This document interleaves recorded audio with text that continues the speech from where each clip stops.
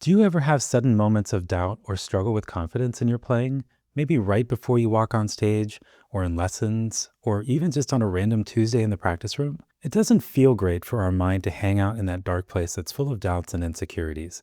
And the obvious fix seems like it should be to talk to ourselves more positively, to remind ourselves that we've got this, or tell ourselves how terrific we are. But if you've ever actually tried that in the middle of a rough practice session, you probably know how hollow it can feel, like you're just kind of lying to yourself.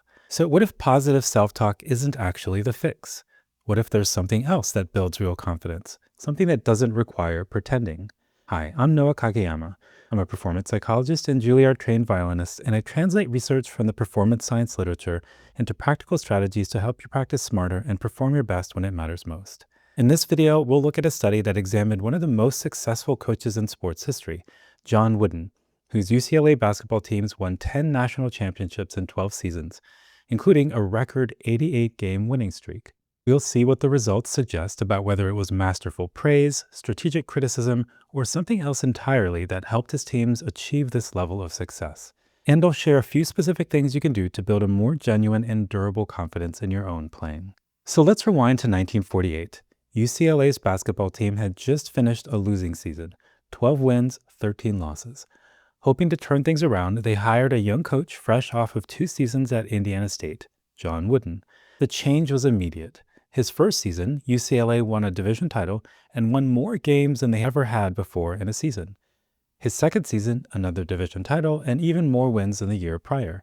And over the next 2.5 decades, he became arguably the greatest coach in college basketball history, again leading UCLA to 10 national championships in 12 years, at one point 7 in a row. But here's the interesting thing. He didn't always have the most talented players. Some of his teams were only modestly talented or had real weaker areas. But year after year, he found a way to raise the level of their play. So a pair of psychologists interested in education and learning wanted to understand exactly what he was doing differently. During his final season at UCLA, they sat in on 15 of his practices, and they tracked and coded, moment by moment, every single thing that he did and said. By the end, they had over 2,300 individual acts of teaching on record. So here's the question. Of those 2,300 plus moments, how much of it was praise? How much of it was criticism? Actually, very little. About 7% of his acts of teaching involved pure praise, and about 7% involved pure criticism. A little over 50% of everything Wooden said or did in these practices was pure instruction, specific information about what to do or how to do it. No judgment attached, no approval, no disapproval, just information. And the next most common thing he did, about 13% of the time, the researchers called a hustle. Basically, a quick cue to act on something he'd already told them, things like drive or harder. Altogether, roughly 3/4 of everything this legendary coach did in practice was informational rather than evaluative or judgmental. Nearly everything was focused on providing a clearer picture of what to do or what not to do, instead of whether it was good or bad. One of his former players put it this way: "It was the information I received during the correction that I needed most. Having received it, I could then make the adjustments and changes needed. Had the majority of Coach Wooden's corrective strategies been positive or negative, I would have been left with an evaluation, not a solution. Also, corrections in the form of information did not address or attack me as a person.